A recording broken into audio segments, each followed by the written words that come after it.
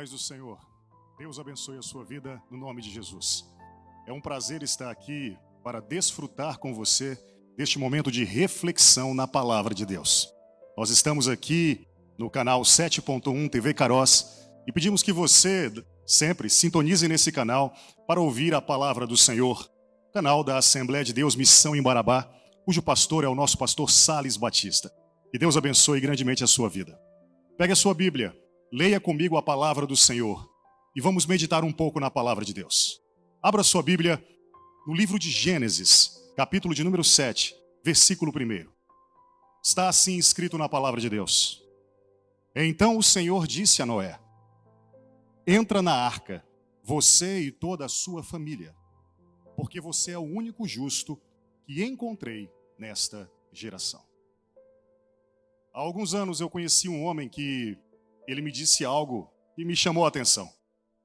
Ele disse que no almoço dele, na refeição dele, se ele não pudesse comer 3 coisas, se alimentar com 3 coisas, ele não estaria abastecido e preparado para enfrentar o dia. No seu almoço poderia ter outras iguarias, outras comidas, saladas, sucos, massas, mas 3 coisas tinham que fazer parte da sua alimentação. Era feijão, arroz e bife. Se ele não tivesse esses 3 alimentos, sua vida ficaria enfraquecida, fraca, e ele não teria sustentação para seguir o dia de trabalho duro. A palavra de Deus é o pão da vida, e nós nos alimentamos dela.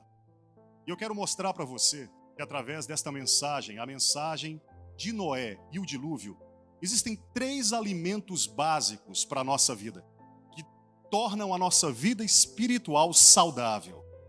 A nossa vida espiritual precisa de muito mais alimentos, e você vai recebê-los à medida que estiver acompanhando as mensagens que estarão sendo transmitidas aqui neste canal. Mas 3 alimentos básicos são indispensáveis. Quais são eles? Temor, esperança e obediência. Temor em um Deus santo e justo. Esperança em um Deus poderoso e cheio de graça. E obediência em um Deus que se agrada em abençoar aqueles que confiam nele. Temor, esperança e obediência. Esses são os 3 alimentos básicos que vamos aprender a partir desta mensagem de Noé. Noé e sua família viveram numa sociedade extremamente corrompida. Veja os versículos de número 5 do capítulo 6. Ele diz assim: o Senhor viu que a perversidade do homem tinha aumentado na terra e que toda a inclinação dos pensamentos do seu coração eram sempre e somente para o mal. Veja o que a Bíblia diz sobre a sociedade na qual vivia Noé.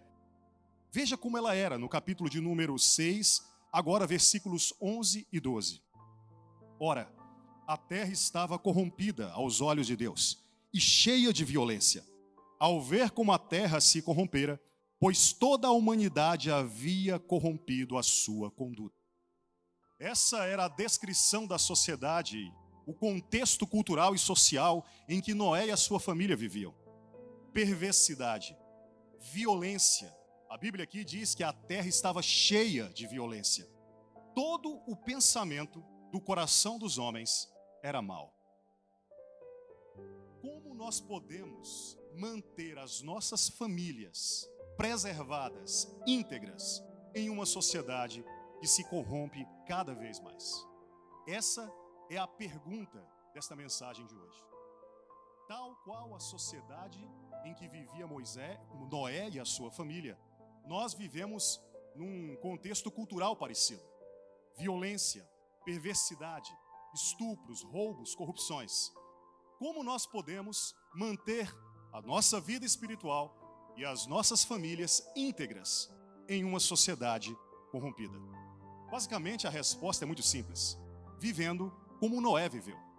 Mas nós precisamos aprender um pouco mais, aprofundar um pouco mais, para extrairmos o alimento de que falei agora há pouco, temor, esperança e obediência, para sermos alimentados pela mensagem de Noé. Se eu pudesse antecipar a resposta a esta pergunta que acabei de fazer, como podemos manter nossas famílias, nossa vida espiritual íntegra em uma sociedade que se corrompe, tal qual a sociedade de Noé? A resposta seria esta: pela fé em um Deus que pune o pecado, mas faz novos começos para aqueles que o obedecem. Basicamente, essa é o tema que nós iremos tratar este dia. A fé em um Deus que pune o pecado, mas faz novos começos para aqueles que o obedecem. Isto era o que Moisés queria que Israel entendesse antes de entrar na terra prometida. Moisés escreveu o livro de Gênesis quando Israel estava prestes a tomar posse de Canaã. O livro de Gênesis, muito provavelmente, foi escrito ali em Moabe, quando Israel estava prestes de atravessar o Jordão e ingressar na terra prometida. Ao escrever esta mensagem para Israel, Moisés queria transmitir algo de Deus para eles. O mesmo que Deus deseja transmitir para o seu povo através da sua palavra neste dia. Era como se Moisés, escrevendo para o seu povo, estivesse exortando Israel a ter temor, esperança e obediência na terra que eles iriam assumir a partir daquele dia. Era a segunda geração do Êxodo. Lembre-se que na primeira geração, Moisés chegou com Israel às portas de Canaã, mas por causa do pecado da incredulidade, Deus fez com que aquele povo peregrinasse pelo deserto durante 40 anos. E aqui começam as analogias com o dilúvio. 40 dias e 40 noites de chuva que trouxeram um dilúvio sobre a terra. 40 anos de peregrinação no deserto, onde Deus acabou com toda uma geração de incrédulos e dela surgiu uma nova geração. Mas daquela geração passada, apenas 2 sobraram, Josué e Calebe. Há algo de analogia aqui também com o dilúvio, onde toda uma geração foi exterminada pelo dilúvio, mas sobrou Noé e a sua família. É como se Moisés, pregando para Israel ali em Moabe, às portas da terra prometida, às portas de Canaã, prestes a atravessar o Jordão, dissesse: israelitas, vocês estão prestes a entrar em Canaã, prestes a obter a promessa de Deus. Vocês já estiveram aqui antes, e por causa do pecado de vocês, por causa da incredulidade de vocês, Deus os fez peregrinar pelo deserto durante 40 anos. E em juízo, exterminou quase que por completo toda uma geração, sobrando apenas um remanescente, Josué e Calebe. Este é o modo de Deus agir. Ele já nos mostrou isso antes, conforme consta do dilúvio. Isto é Moisés pregando para Israel. Então, Moisés, eu imagino, exortando Israel e dizendo: seja justo. Quando estiver na terra prometida, lembre-se de que Deus não comunga com o pecado. Preserve sua vida espiritual, preserve a sua família, mas também tenha esperança em um Deus que faz novos começos. Era como se Moisés dissesse: neste momento você pode ver um Deus que faz novos começos. Ele está recomeçando com vocês, trazendo vocês para Canaã e cumprindo a palavra dele. É como se Moisés concluísse então a sua mensagem: Israel, como vocês podem manter suas vidas espirituais e suas famílias íntegras em uma sociedade corrompida? Pela fé num Deus que pune o pecado, mas que faz novos começos para aqueles que o obedecem. A questão é que Israel não aprendeu a lição. Muitos anos depois, Israel foi enviado para o exílio. Parte dele para a Síria e parte para a Babilônia. Teve que ser disciplinado pelo Senhor, porque novamente cometeu o mesmo erro. E agora aqui nós vemos entre os profetas a mesma pregação do dilúvio. Os profetas de Israel, encorajando o povo de Israel no exílio, na disciplina, estavam também lembrando a Israel que Deus é um Deus que pune o pecado, mas que também faz novos começos para aqueles que o obedecem. Veja, por exemplo, o que o profeta Isaías diz em Isaías 54, versículos 7 a 8. Por um breve instante eu a abandonei, mas com profunda compaixão eu a trarei de volta. No impulso de indignação, escondi de você por um instante o meu rosto, mas com bondade eterna terei compaixão de você, diz o Senhor, o seu Redentor. Deus está aqui nesses versículos falando sobre a disciplina que estava sendo aplicada em Israel, que naquele tempo havia sido enviada ao exílio.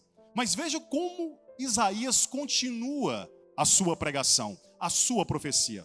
Perceba agora nos versículos 9 a 11 do capítulo 54. Veja o que ele diz.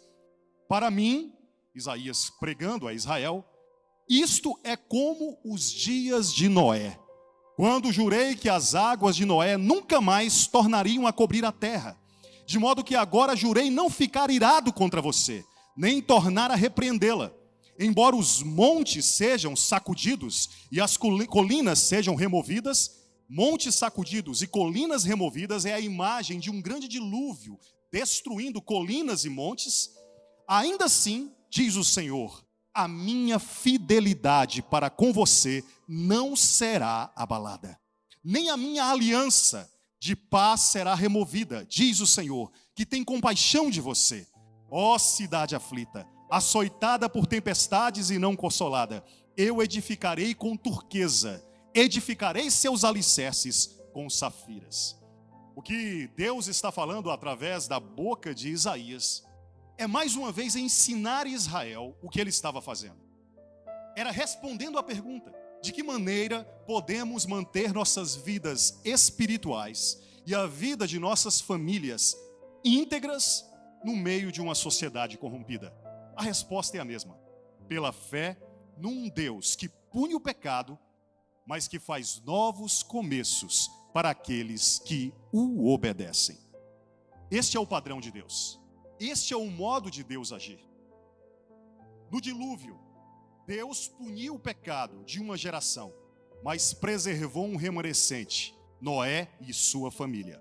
Na Torre de Babel, Deus puniu o pecado daquela geração, mas preservou um remanescente, Abraão e sua família. Em Sodoma e Gomorra, Deus puniu o pecado daquela geração, mas preservou um remanescente, Ló e sua família. Em Moabe, Deus puniu o pecado de Israel, mas preservou um remanescente, Josué e Calebe. No exílio de Israel, Deus puniu o pecado de uma geração, mas preservou uma semente, os fiéis que voltaram para Jerusalém. Esta é a mensagem da palavra de Deus para nós hoje. Este é o padrão de Deus. Nós, a igreja do Senhor, sabemos que Deus pune o pecado humano. E Ele o fez isso no Calvário. Ele o fez isso na cruz de Cristo. Segundo consta em Mateus capítulo 26, versículo 28, está escrito: o sangue da nova aliança foi derramado em favor de muitos, para a remissão dos pecados. Deus é um Deus que pune o pecado.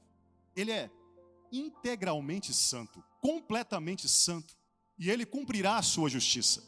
Mas este mesmo Deus, Ele é misericordioso e gracioso, porque Ele faz novos começos para aqueles que confiam nele. A mensagem que esta palavra de Noé quer nos deixar é isso: temor que brota da fé num Deus santo e justo, esperança que decorre da fé num Deus misericordioso e gracioso, e obediência como o produto, o resultado disso. Temor e esperança são como duas prensas que prensam o nosso coração e têm como resultado o sumo da obediência. Ao olhar para esta mensagem de Noé, ao olhar pela fé num Deus que pune o pecado, mas que faz novos começos para aqueles que confiam nele, esses são os sentimentos, os alimentos que devem nutrir a nossa vida espiritual. Veja o que Jesus disse sobre o que ainda vai acontecer. Nós podemos nos perguntar: será se esta mensagem, será se esta palavra era apenas para Israel e Moabe, apenas para Israel no exílio, ou ela ainda é para nós, a igreja do Senhor, nestes dias? Jesus, voltando-se para o povo, ele pregou a mesma mensagem. Veja o que está escrito em Lucas, capítulo 17, versículo 26 a 30. Assim como foi nos dias de Noé, também será nos dias do Filho do Homem. O povo vivia comendo, bebendo, casando-se e dando-se em casamento, até o dia em que Noé entrou na arca. Então veio o dilúvio e os destruiu a todos. Aconteceu a mesma coisa nos dias de Ló.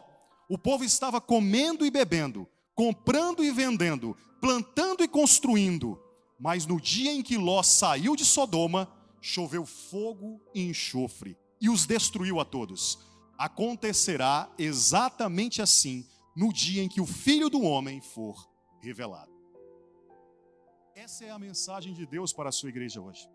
Essa é a resposta de Deus para uma vida espiritualmente sadia, que preserve a nossa vida espiritual numa sociedade corrompida. Pela fé num Deus que pune o pecado, mas que faz novos começos para os que confiam nele. Em Cristo Jesus, Deus puniu nele o pecado de toda a humanidade. Quando Adão pecou, e Deus o havia alertado de que se ele pecasse, ele teria como resultado a morte, nós vemos que Adão não foi exterminado. Ele foi expulso do paraíso e continuou com sua vida. Vemos também que em Gênesis capítulo 6, aquela geração foi destruída, mas não toda ela. Deus preservou um remanescente em Noé e a sua família. A mesma coisa acontece com Abraão. A mesma coisa acontece com Ló. A mesma coisa acontece com Israel. Todos eles, este remanescente é preservado. Mas eis aqui alguém que é maior do que Adão, que é maior do que Noé, que é maior do que Abraão, que é maior do que Ló, que é maior do que Israel, que é maior do que todos nós, Jesus Cristo. Ele, porém, não teve a sua vida preservada. A sua vida foi ceifada na cruz do Calvário. É ali na cruz que Deus derrama todo o dilúvio de sua justiça contra o seu Filho amado, para que todo aquele que nele crê não passe por esse juízo e encontre vida eterna, plena, autêntica em Deus. Crer em Cristo Jesus é escapar da ira vindoura, é encontrar em Deus uma reconciliação de paz, amor e alegria. Se queremos que nossas vidas sejam salvas, íntegras, sadias no Senhor, isto se dá pela fé em Jesus Cristo, nosso Senhor e Salvador. Como nós devemos reagir a esta mensagem? De que maneira nós devemos reagir à mensagem do dilúvio de Noé? Qual é a reação da igreja? Qual deve ser a sua reação? Hebreus capítulo de número 11, versículo 7 nos diz: a reação deve ser com fé. Fé na palavra de Deus. Hebreus 11, 7 diz: pela fé, Noé, quando avisado a respeito de coisas que ainda não se viam, movido por santo temor, construiu uma arca para salvar sua família. Por meio da fé, ele condenou o mundo e tornou-se herdeiro da justiça, que é segundo a fé. Assim como Noé, a igreja está sendo avisada, o mundo está sendo avisado das coisas que hão de acontecer. Avisada a respeito de coisas que ainda não se viam. E assim como Noé, nós devemos responder a este aviso, a esta comunicação, a esta palavra, a esta pregação com fé. Fé neste Deus, fé neste Senhor, fé nesta salvação. É justamente a fé que a Bíblia vai dizer que ela nos trará um bom testemunho. Em Hebreus capítulo 11, versículo de número 12, versículo de número 1 e 2 está escrito: ora, pela fé, a fé que é a certeza daquilo que esperamos e a prova das coisas que não vemos, pois foi por meio dela que os antigos receberam um bom testemunho. O princípio para termos um bom testemunho, para preservarmos a nossa vida numa sociedade corrompida, numa sociedade que se corrompe cada vez mais, é a fé na mensagem de Deus. Noé estava consciente de que Deus o salvaria pela arca, e nós devemos estar conscientes de que Deus nos salvará em Cristo Jesus. Veja, por exemplo, o que 1 Pedro, capítulo 3, versículo 20 a 22 diz. Que há muito tempo desobedeceram, quando Deus esperava pacientemente nos dias de Noé, enquanto a arca era construída. Nela apenas algumas pessoas, a saber, 8, foram salvas por meio da água. E isso é representado pelo batismo que agora também salva vocês. Não a remoção da sujeira do corpo, mas o compromisso de uma boa consciência diante de Deus, por meio da ressurreição de Jesus Cristo, que subiu ao céu e está à direita de Deus. E a ele, Jesus, estão sujeitos anjos, autoridades e poderes. O que o apóstolo Pedro está fazendo aqui é fazer exatamente o que eu estou fazendo aqui este dia. Estou lembrando da antiga pregação do dilúvio e aplicando ela para os nossos dias. O batismo, o entrar nas águas e sair para uma nova vida, crendo que o Senhor o salvou, crendo que Jesus é um caminho para a salvação, o único caminho, é o meio pelo qual nós encontramos a reconciliação e o livramento do juízo de Deus. É isso que o apóstolo Pedro está dizendo. Ele está dizendo que aqueles que desobedeceram naufragaram no dilúvio, mas nós não precisamos naufragar no juízo de Deus. Podemos mergulhar no batismo, fazer com que nossa vida passada fique para trás e emergir para uma nova vida em Cristo Jesus, pela fé no Senhor. Qual seria então a aplicação desta palavra para nossas vidas? Basicamente, o que a mensagem de Noé quer nos mostrar é o que eu já falei até aqui. Um Deus que pune o pecado. Ele está mostrando aqui a justiça de Deus. E quer gerar com isso em nós temor. Ele está falando para nós aqui hoje sobre um Deus que faz novos começos. E o que ele quer mostrar aqui para nós é um Deus misericordioso. Um Deus cheio de graça, gerando em nossos corações esperança. Ele também quer mostrar aqui para nós que Deus preserva quem confia nele, quem obedece ele, o remanescente. Ele quer mostrar então que isto gera em nós uma atitude de obediência. Deixe-me aplicar um pouco cada uma dessas verdades à sua vida. Em primeiro lugar, o Deus que pune o pecado, a justiça de Deus, o temor do Senhor. Veja o que está escrito em Hebreus capítulo 11, versículo 7 mais uma vez. Pela fé, Noé, quando avisado a respeito de coisas que ainda não se viam, movido por santo temor, construiu uma arca para salvar sua família. Às vezes nós que estamos servindo a Deus, ou que estamos vivendo neste mundo, de tanto cansaço, de tantos conflitos, de tantas dores, vemo-nos sem motivação para buscar a Deus, para servir a Deus. Não é à toa que muitos desfalecem no caminho, muitos se cansam no caminho. Que tipo de motivação poderia entrar no meu coração e me levar a ter uma vida espiritual plena, motivado para servir a Deus? O texto está dizendo, Noé, movido por um santo temor, por aquilo que Deus ia fazer em relação ao dilúvio.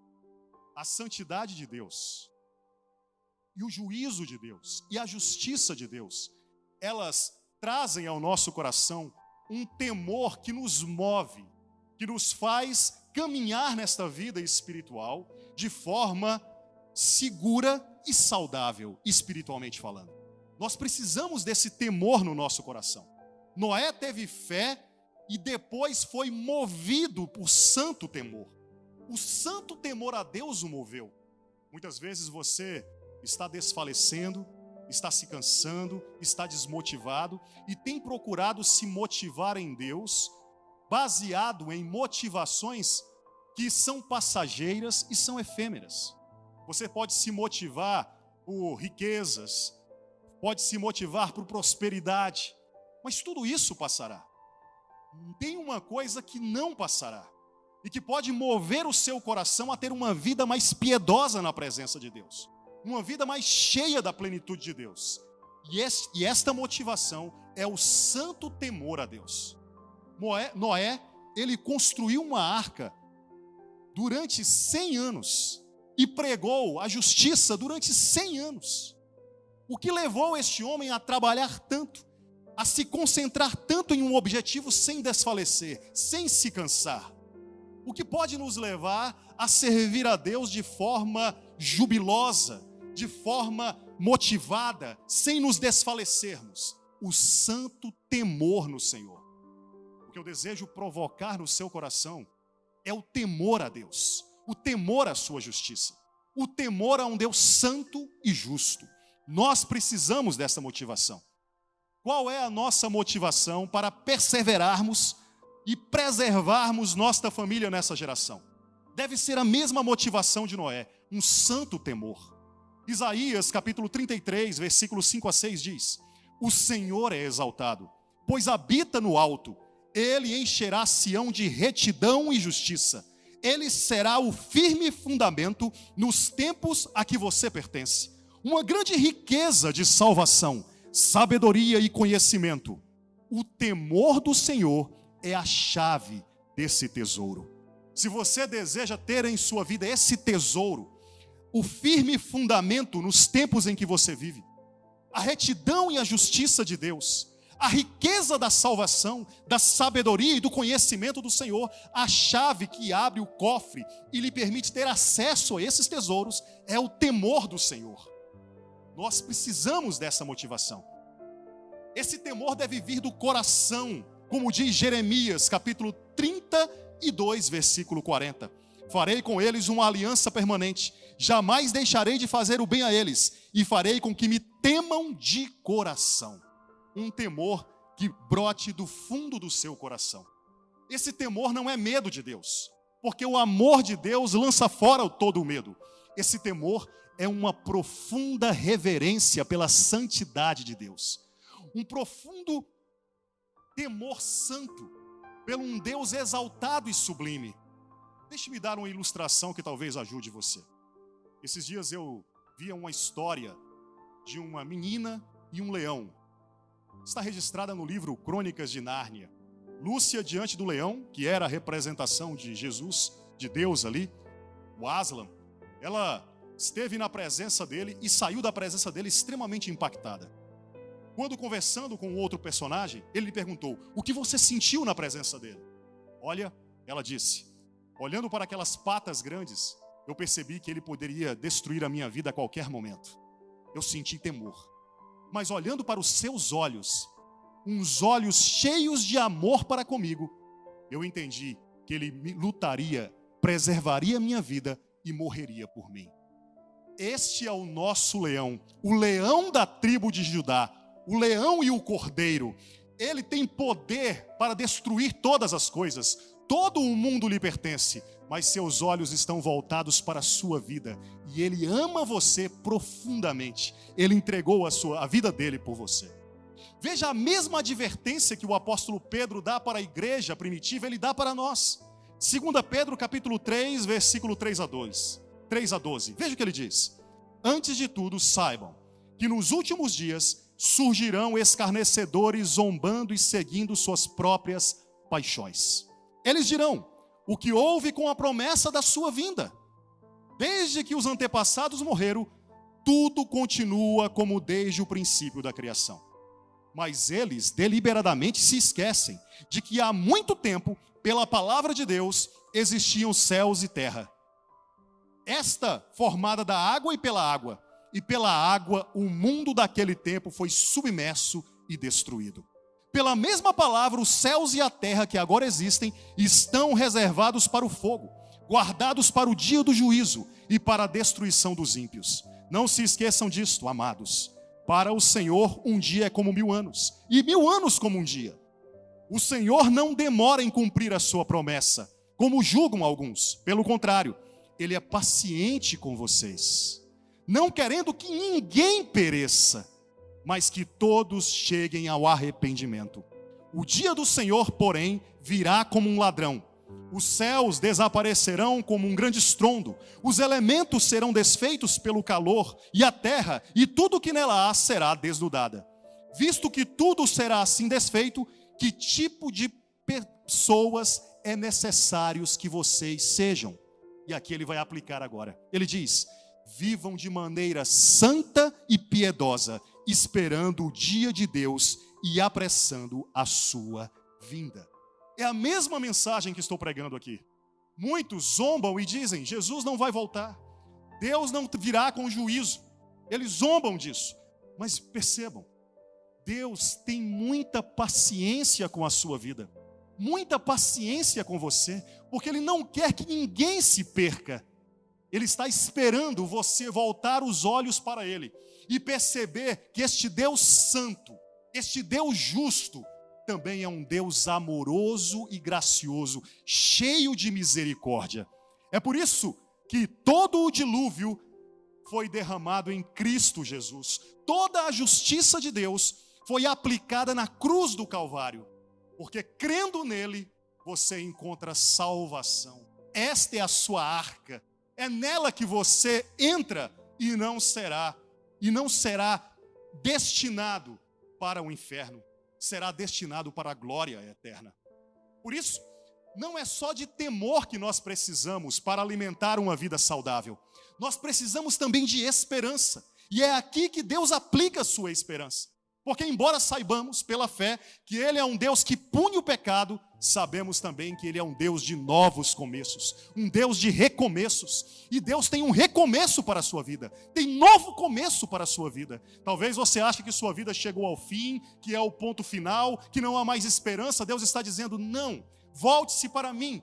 Volte-se para a minha santidade, mas perceba também o meu poder e a minha misericórdia, porque eu faço novos caminhos em sua vida, eu faço novos começos em sua vida.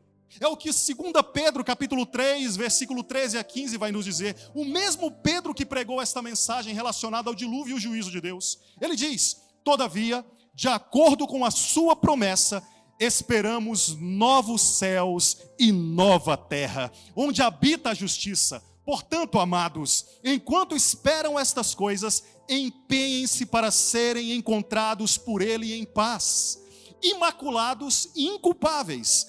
Tenham em mente que a paciência de nosso Senhor significa salvação. Deus está dizendo para você: empenhe-se em preservar a sua vida espiritual, longe de uma sociedade que se corrompe. Assim como Ele disse para Israel: vocês vão entrar na terra prometida, mas preservem a vida de vocês, não se deixem influenciar pela corrupção, temam ao Senhor e tenham esperança nele. A mesma coisa Deus fala para nós hoje. A paciência de Deus aguarda a sua decisão de se voltar para Ele e entregar-se com fé a esse Deus maravilhoso. Noé trabalhou na construção da arca, ele se empenhou na construção da arca, ele levou toda a sua família a trabalhar naquilo. Que motivação é essa? Que empenho é esse? Onde nós encontramos um motor que nos motiva tanto assim? No temor e na esperança. Deus é um Deus de esperança, é um Deus de novos começos. Ele diz para você: se você está cansado, venha a mim que eu aliviarei o seu cansaço, eu renovarei suas forças e você voará como águia. Prepare-se, porque Deus tem um novo começo na sua vida. Ele teve um novo começo na vida de Noé e de sua família. Ele teve um novo começo para Abraão. Ele teve um novo começo para Ló. Ele teve um novo começo na Torre de Babel. Ele teve um novo começo para José. Ele teve um novo começo para Jacó. Ele teve um novo começo para Israel. Deus tem um novo começo para você e para a sua família. Entregue-se a Ele com temor e esperança, porque Ele renova todas as coisas. A esperança no Senhor é uma esperança de fé num Deus cheio de amor e graça, cheio de misericórdia. O que nos deve levar a continuarmos a sermos fiéis em Deus e participando da construção desta arca, que é o Evangelho, para a salvação de todos aqueles que nele creem, é esta esperança, é este temor. E esta prensa, são esses dois sentimentos, são essas duas verdades em nosso coração, parelhadas, que vai produzir a verdadeira obediência. Sem temor, nós nos tornamos complacentes com os erros que estão ao nosso redor. Sem esperança, nós nos deprimimos com a certeza de que nós somos pecaminosos. Esta é a mensagem de 1 João capítulo 2. Filhinhos, não pequeis, ou seja, não sejam complacentes, mas se pecarem, saibam que vocês têm um ajudador, o advogado, junto ao Pai, Jesus Cristo o justo, e Ele é a propiciação pelos nossos pecados, não só pelos nossos, mas o de todo o mundo. Para todos vocês, Deus convida você a crer, ter fé, como Noé, nesta mensagem, encher-se de temor e esperança, para obedecer fielmente ao Senhor. Creia nesta palavra e entregue-se a Deus. Deixe-me orar por você. Pai amado, em nome de Jesus, abençoa aqueles que estão nos assistindo agora e que possam meditar nesta palavra e que temor, esperança e obediência possam ser produzidos na vida dos teus filhos. Em nome de Jesus. Amém. Deus abençoe a sua vida no nome do Senhor.